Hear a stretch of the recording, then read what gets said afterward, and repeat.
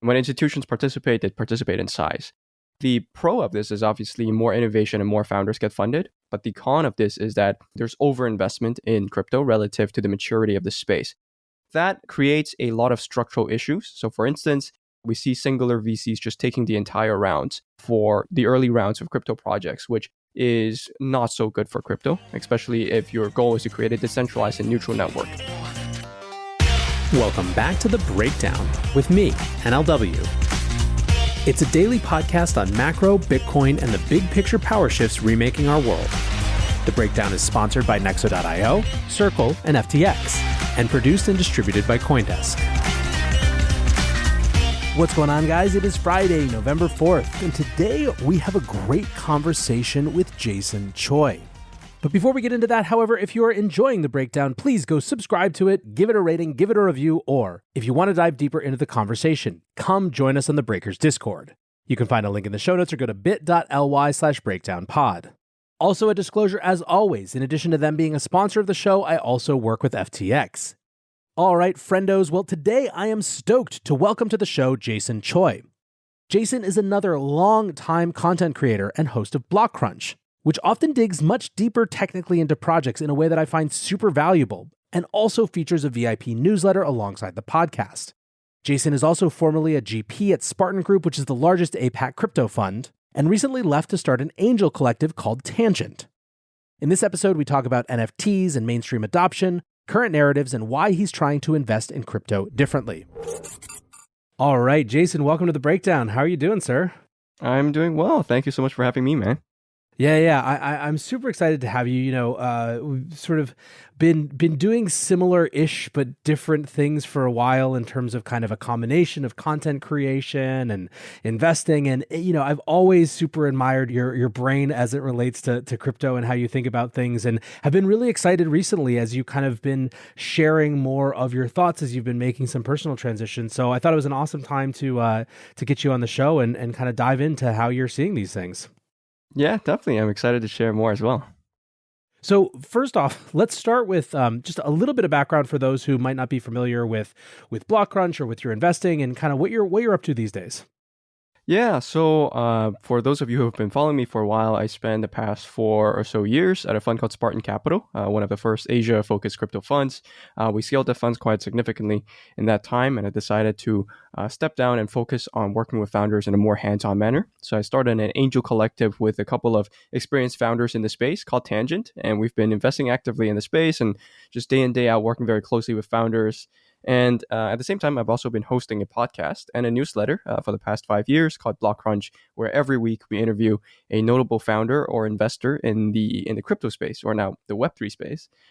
That's been a really, really fruitful endeavor, and I'm really excited to continue doing it.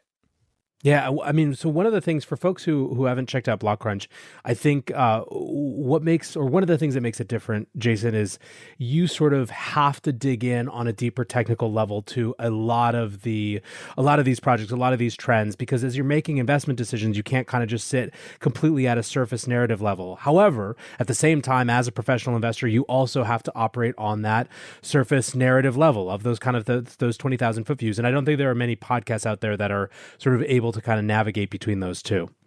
Yeah, thank you so much. That's honestly been one of the most challenging aspects of doing the show and now writing the newsletter as well for our VIPs, is kind of distilling extremely technical concepts into layman perspective. So recently we wrote a memo on ZK rollups, which I think is probably one of the most esoteric topics in crypto. But then I tried to explain the entire concept from the perspective of like an awkward Thanksgiving party. So that took me like 2 days to come up with. So I'm sure more technical minds can probably come up with better analogies. But part of the fun is trying to translate that technical knowledge to a more general audience. Yeah, well, I know you had John from Aztec on recently. I just interviewed him as part of this kind of series as well, and I think that I think that everyone who's involved with CK Rollups would say at this point that there's not necessarily really good ways to explain it or really good kind of messaging patterns that people have figured out yet. So that's definitely a big challenge. But let's do this as a way to kind of kick off the conversation. You just kind of wrote a post or a thread on Twitter called "The State of Crypto VC," and in a lot of ways, it was sort of a reflection on, it was a bear market reflection on what had happened in the last bull run. And this was not sort of like some firebrandy, here's all the things that VCs did wrong. It was more just sort of a honest assessment of what a different kind of moment in time in terms of capital availability meant. And for me, it rang true not just for crypto, but I think in probably a lot of sectors of tech. But walk through a little bit about kind of where that came from, where some of those sort of misaligned incentives or excesses you saw, in the last bull market were, and then how you guys are thinking about them a little bit differently now. Yeah, so basically, I think last year or even the year before, we saw a lot of capital inflow into crypto. A lot of this was institutional. And when institutions participate, they participate in size. So the pro of this is obviously more innovation and more founders get funded. But the con of this is that there's overinvestment in crypto relative to the maturity of the space. So that creates a lot of structural issues. So for instance, seed stage companies have to raise at much higher valuations. And especially for projects with tokens, this also means that they come to market at much higher valuation, which curtails the upside for retails, which, as we know, is a pretty big part of most crypto communities. So that's pretty important. The other thing is also we see singular VCs just taking the entire rounds for the early rounds of crypto projects, which also is not so good for crypto, especially if your goal is to create a decentralized and neutral network. So a lot of these phenomena would have been okay in a Web 2 setting if you're investing in like SaaS or consumer software. But if you're investing in crypto native networks that are supposed to be decentralized and community owned, a lot of these principles simply wouldn't work. So this is not a dig at any specific VCs. I think VCs play a really crucial role in crypto, right? Especially back in 2018 in a bear market when we needed capital. But now we have way too much capital. So I kind of took a step back and thought to myself, okay, what is a way to invest in this space that doesn't contribute to this problem, that actually fits in this context? And what we decided was, okay, we should first of all stay small. And second of all, solve the principal agent problem. Instead of being incentivized to raise as much money as possible, let's just invest our own money, and let's invest with a bunch of founders who have walked the walk, who have done it before, who have scaled billion-dollar protocols, and they'll come in with not just their own capital but also their own insights and dedicate their face time to each founder. And that was the simple concept. So I think the good way to kind of discuss to kind of describe us is a very bespoke and hands-on and boutique fund. Some people think we're an incubator and accelerator. That's not the case. We're really just a kind of new way to invest together. Super cool. I want to talk a little bit more about Tangent in a minute, but to kind of stay on the broader theme for a moment. One of the things that was really fascinating, I was doing venture in Silicon Valley and sort of the teens, let's call it, sort of the middle teens, and back then it was wild how little awareness of the macro forces that were shaping things like valuations there was, right? So like when you talked about valuation creep in 2016, 2017, it wasn't a sort of structural problem of a low interest rate environment that had been around for, 8+ years. It was just that Y Combinator had more power now, and it was sort of driving valuations up, right? And it's fascinating now to kind of to look back and see to what extent the dynamics and this is sort of Web 2, venture capital, were shaped by these larger forces that didn't necessarily have to do with the optimal way to create startups. I think the other big obvious one that is that sort of part of the world is going to have to grapple with is the incentive to raise further funds on the basis of the theoretical valuation growth in your portfolio versus actually on the basis of exits, right? And returns. There's sort of the hugely compelling 2% management fees where, if you've got a $400 or a $500 million fund, it just totally changes the kind of dynamics of the incentives. I know this is something that you were kind of starting to see come into crypto as well. Yeah, absolutely. I think it became an easier business to raise a lot of money and get a guaranteed 2% management fee than to actually gun for returns in a pretty frothy market. So that kind of warps incentives for a lot of investors. And I think the only way to really solve that is to either be disciplined with your fund size and not raise just because you can, or just go full prop, right? But full prop is another business model entirely. There really is no business model in prop, right? You either succeed as an investor or you're your own neck's on the line, which I think it's a risk that I'm willing to take, and I live for that excitement. Yeah. Well, so the other thing that I thought was really interesting about your sort of assessment of where things were was that you made the distinction between companies for which the sort of some of these excesses were maybe bad in aggregate, but sort of whatever for the company. Like if a Web2 company raises at too high a valuation, really the biggest risk is that they're constraining themselves in future rounds, right? To the extent that sort of circumstances change. Whereas the point that you were making was for crypto, it's actually much more existential. You have kind of two factors. One is VCs needing to take more of the sort of network value than is perhaps appropriate given the sort of decentralized goal. Or the fact that the valuation becomes too high for it to sort of incentivize early participants to get excited about because it's already kind of, had some sort of metric even before any of that real community effort has gone in. Yeah, I think there's a few factors at play here. So on one hand, I think a lot of VCs play to the egos of founders and basically say that, wow, look at this team that's trading on a thin circulating supply right now at this massive valuation, and your team is clearly much stronger, so you should raise at this higher valuation because you're worth more, and you should give us more allocation. And a lot of founders fall for that. And I think in Web 2, it probably is okay. And like you said, the only downside is really you curtail your you kind of cap how much of an up round you can raise later on, and maybe you scare off some of your potential employees who want to join you because of potential upside, because there's lower upside if you raise at a much higher valuation relative to your development. Now for crypto, it's more existential, as you said. You really want to make sure that you enrich your early supporters, not just kind of insiders and VCs. And it's very, very hard to do that if, as a pre-product startup, you coming to market with a token at like $10 billion valuation. So that's something that I think a lot of founders don't think about in crypto, especially founders who come over from Web 2, because this is a nuance that really only makes sense if you spend enough time in crypto. Yeah. No, I think it's a super salient point. I was excited to see you kind of dig into it because I do think that it's the type of thing that even a well-intentioned founder wouldn't necessarily just kind of think about, right? Because it is such a new space to design for. So yeah, listen, I'm excited that you're coming at it in this different way, and part of that excitement I think also comes to you get to kind of learning and sharing out loud and live as you go. And so the next question that I had for you is kind of where have you found yourself gravitating in terms of themes, sectors, whatever during this bear market? Are there particular kind of ideas or spaces that you're particularly attracted to? Yeah, so for a while, we spent quite a lot of time looking into NFT finance. We invested in a DAO actually called Goblin Sachs, and their primary aim is to provide liquidity to NFT finance. So it's an extremely experimental idea, but it's so interesting because we basically see a lot of 0 to 1 innovations happening in NFT finance, which reminds me a lot of what happened back in 2019 or 2020 for DeFi.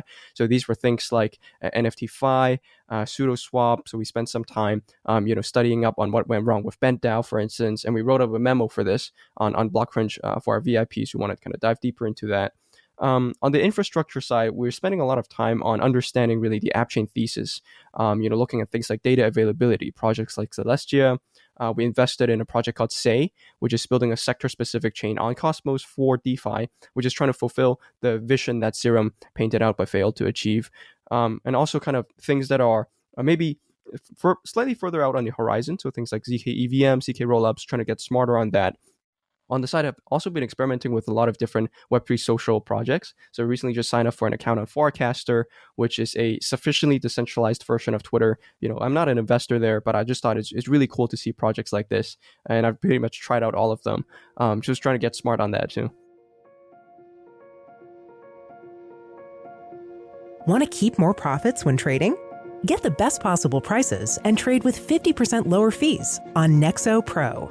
The new spot and futures trading platform uses aggregated liquidity of over 3,000 order books collected from multiple sources. Utilizing the complete Nexo suite allows you to earn interest and borrow funds as you wait for the next trade setup. Visit pro.nexo.io. That's pro.nexo.io and sign up today. This episode is brought to you by Circle, the sole issuer of USDC and a leader in crypto that's held to a higher standard. USDC is a fast, safe, and efficient way to send money around the globe. USDC is always redeemable one-to-one for US dollars and has over $45 billion in circulation as of October 13th, 2022. Plus, Circle posts weekly reserve reports and monthly attestations of reserve capital, letting users know that USDC is safe, transparent, and compliant with regulations. Just go to circle.com/transparency to see why USDC is a trusted stablecoin. The Breakdown is sponsored by FTX US. FTX US is the safe, regulated way to buy and sell Bitcoin and other digital assets, with up to 85% lower fees than competitors. There are no fixed minimum fees, no ACH transaction fees, and no withdrawal fees. One of the largest exchanges in the US, FTX US is also the only leading exchange that supports both Ethereum and Solana NFTs. When you trade NFTs on FTX, you pay no gas fees. Download the FTX app today and use referral code BREAKDOWN to support the show.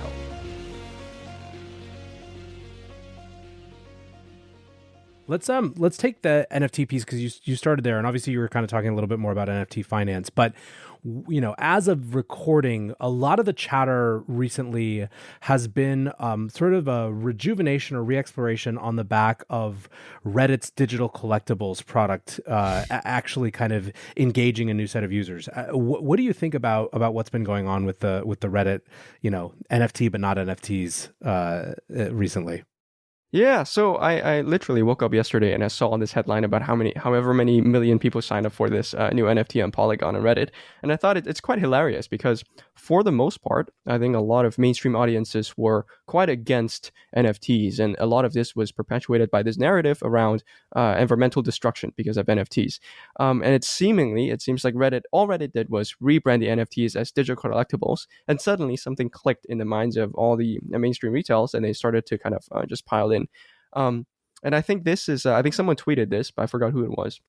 But I think this is probably a good analogy for what will happen with a lot of mainstream apps that have crypto railings in the coming years. Basically, something will suddenly pop up in the mainstream world that crypto Twitter or the crypto natives are completely unaware of, but then it will suddenly bring in millions of people into crypto. I do have a soft spot for crypto native apps and applications that are built for like DeFi degens, but I do think the path to mass adoption probably looks a little bit something like what we saw happen with Reddit. Well, and it's super interesting too, because I think that when you kind of get a little bit of space from 2021, DeFi summer certainly forked the audience in crypto in some way, where the set of folks I feel like who got deep in DeFi really stopped caring per se about a lot of the previous internecine battles, right? Like, it's not that they didn't care about what Bitcoin was doing in general, but it was like that was all of a sudden it was so far out of the purview of like 2017, 2018 discussions, right? There was this whole new world of things that were really exciting to explore, but it was also kind of a return to roots of crypto as this financial application. Whereas I think like 2020 and 2021 in particular saw this huge influx of people who got into NFTs, and maybe they sort of broke over from that into regular crypto, but like NFT Twitter was distinctly different than Bitcoin and crypto Twitter in a lot of ways. There were, a number of folks who kind of transposed or went between the two, but by and large, it was like its own self-contained thing. And now you kind of have this whole additional phenomenon of NFTs begetting an additional entirely other self-contained thing, which has even kind of less, connection to the technology underlying it. I think that there's something pretty interesting about that. One of my favorite sayings, probably pretty macabre, but the saying basically goes, society progresses one funeral at a time. Now, I don't think it's as extreme in crypto, but I do think that we do see waves of just outdated ideology replaced by the next wave of things that appeal to more people and making the last wave kind of less relevant. And one of my worries is that the Ethereum community, I think some people were pointing out that there's a lot of kind of intolerance in Ethereum relative to some other communities, and they're worried that we could go down the road of kind of Bitcoin maximalism. I'm a massive kind of Ethereum proponent. I personally don't see that happening, but I could see that happening down the road. So I hope that's not the case. But going back to your point, it does seem like every time there is a market expansionary narrative or wave of users coming in, it kind of makes the last wave look small or almost irrelevant. And that's part of the exciting thing about crypto is you got to always be keeping up to date. And that's part of why I keep doing this podcast, is because every week I get to talk to the newest developers in the space to make sure that I'm not getting left behind. I'm not just some like DeFi guy that got lucky a few years ago. I'm always keeping on top of everything that's happening. Do you think that some of the same things we're seeing with Reddit NFTs right now in terms of rebranding, obfuscating what's underneath, do you think that we'll see similar things play out in other areas like gaming? Yeah, I think most definitely. I don't think crypto can go fully mainstream beyond crypto natives with the current set of user heuristics it has. Like, it just makes no sense for everyone to, write down their seed phrases and sign up for MetaMask and sign for every transaction and worry about gas and all that to learn about the infrastructure before you can actually use the applications. So I think a lot of account abstraction would have to become mainstream. So one of the things that I was talking to a friend just yesterday was smart contract wallets and this idea around account abstraction, and the fact that we could have so much more new UX if we just have a little bit better wallet experience. So I think a lot of that will have to start from maybe the wallet side. And then I think the emergence of games is almost like a forcing function for better UX as well, because a lot of people, they just want to play fun games, right? So we recently did like an interview with Gabby from YGG, and we talked about what's going to bring people over to Web3 games. And one thing we discussed is that it's not about whether the game is Web3 or not. It's really about whether the game is fun or not. That's the one thing that would bring people to games. And if you have to make users think about gas prices and pay for every single transaction and worry about MetaMask and all that, chances are you are alienating most of the players in the world. So going back to your question, yeah, I do think that a lot of abstraction will have to take place for crypto to go mainstream, and that's already happening on multiple fronts. Super, super interesting. Conversation this week that I've found really fascinating on exactly these lines, which is around these new Apple terms as relate to, and their implications for Web3 and Web3 developers. And what I found really interesting about it is that, you could throw darts at sort of the crypto Twitter response board and hit completely different takes with, I would characterize kind of one set of takes as, this is Apple officially kind of blocking out crypto infrastructure, because it just does not work with its sort of proprietary payment system, basically.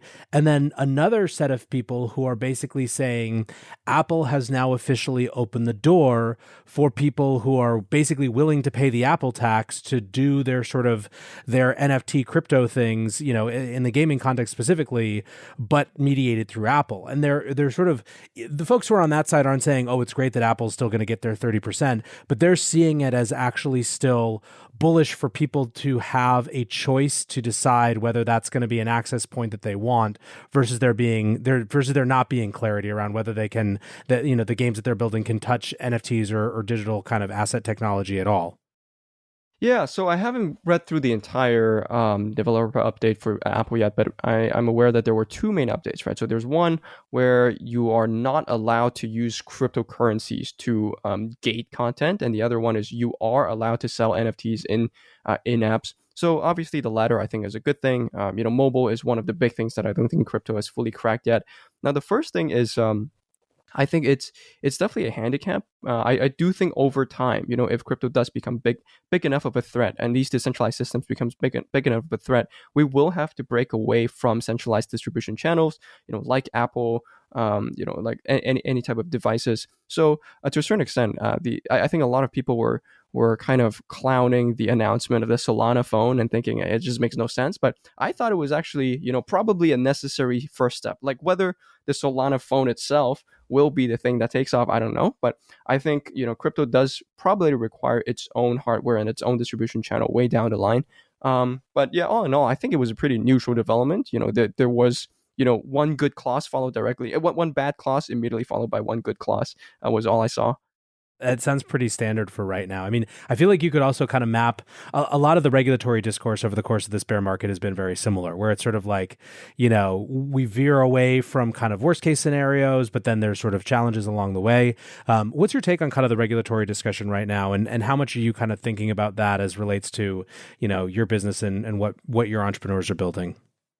So I think there's a few regulatory authorities, especially in the U.S., that are cracking down on crypto. So for the most part, what I see from the SEC is often a slap on the wrist. So if someone issues an unlicensed type of what is perceived to be an unlicensed securities offering, they often get slapped with a big fine.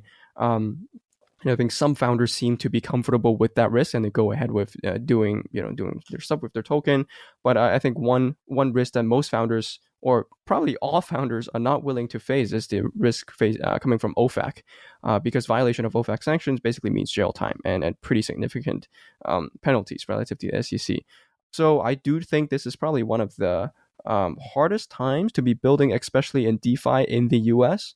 I, like everyone else, waiting for regulatory clarity on what's going to happen with DeFi. And what I heard is that a lot of good folks in DC are, fighting for this.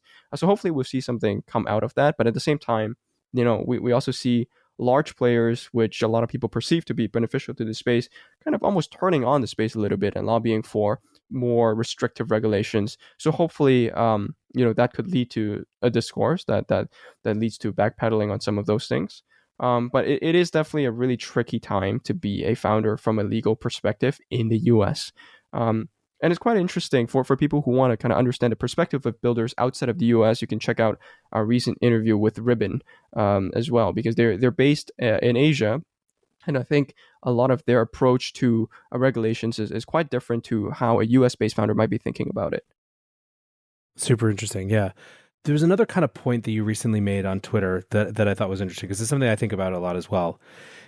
You argued that you felt like we were finally hitting the apathy stage of the bear market. Do you think that's actually the case, or is it sort of just, a quiet moment in between still a lot of excitement? I guess in terms of volumes, right, we're down pretty quite a bit from all-time high. In terms of prices, we're obviously been stagnating for like 2 months now.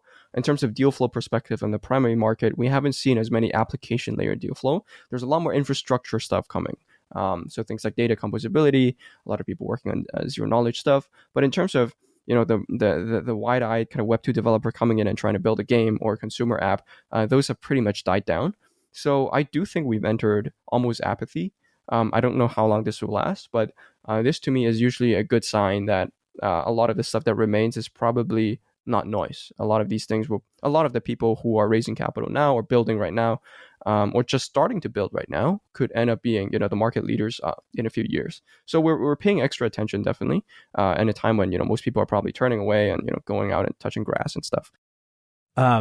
It seems likely that crypto has to wait for the macro to turn around for it to have kind of a full turnaround as well. But when that happens, what are catalysts that you see that are kind of crypto specific catalysts for a resurgence, a return of interest, a return of people paying attention here, again, outside of just the Fed being forced to pivot and be accommodative again or something like that? Yeah, honestly, I think we just need one or two breakthrough use cases, right? So you remember that wave of just wellness or fitness applications that came to market because StepN was paying people, $1,000 to walk around every day. So obviously that wasn't sustainable, but that unlocked new use cases and I think tapped into new types of users around the world. And we kind of saw this with another project recently, which I probably shouldn't disclose because we're still doing work on it. But they unlocked a new use case, which I think most of crypto Twitter is not really aware of in the part of the world that I think most of crypto Twitter isn't paying attention to. But the volumes generated there are more than the entire NFT market. So we're paying close attention to things like that, to potential breakthrough use cases.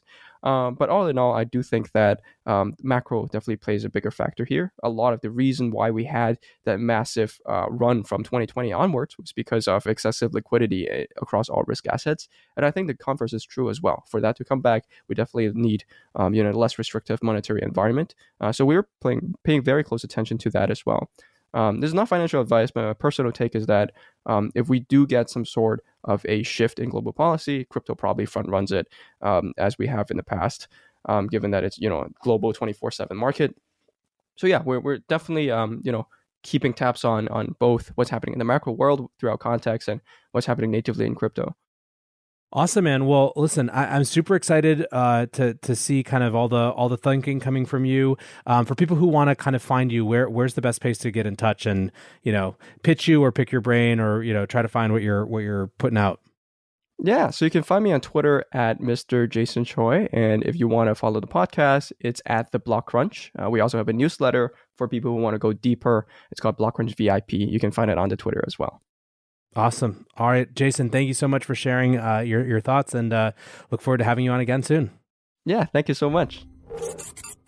I think one of the really interesting insights that Jason is bringing to his particular brand of investing is that problems that might have started as excesses of a former monetary policy regime, a loose money, easy money regime, result in problems that look different in Web 3 versus Web 2.